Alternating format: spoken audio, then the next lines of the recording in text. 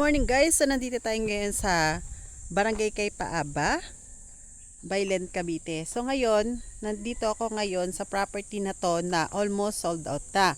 Pero may mga available pa tayo na lote. So sa mga interesado, panoorin nyo po tong video ko na to. So ngayon, papakita ko sa inyo yung kabuuan ng property at saka yung mga taong naka-avail na dito na mayroon na po silang mga kubo na nakatayo. May available pa po tayo dito. So guys, ayan po yung ating property. So pag yung Barangay Road, andun lang po siya. So ayan po yung mga nakabili, ayan oh. Kasi dito po is 20% down payment. Na makapag full payment ka, pwede mo na siyang tayuan ng lot, ng bahay, kubo o farmhouse, yan. So ayan oh, nakikita nyo. Yan. May tubig na. Ayan. Yung kulay blue na yan. Tubig yan. So, ayan yung mga naka-avail na. Ito po is nagpabakod siya ng Madri Cacao. So, 2 lots po ito. Isang corner tsaka isang inner lot. So, ayan siya. Yun po yung mga kubo na nung ibang mga nakabili rito. Ayan.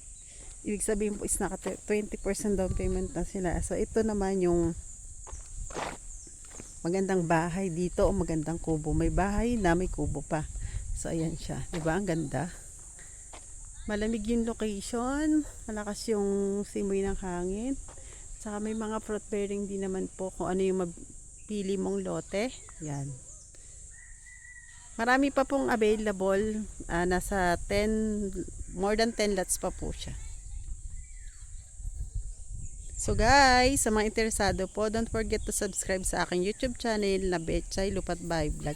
Tsaka po sa aking page na Betchay/Farmgirl. So doon nyo po makikita lahat ng mga pinopost ko na mga project about sa farm lot. So ayan po. Free transfer title po tayo dito.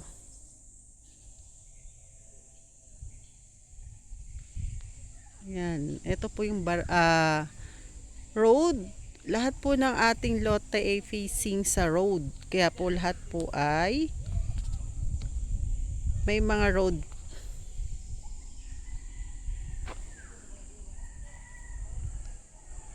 Ito po, 3 lots yung kanya. So meron siyang tinanim na pinya.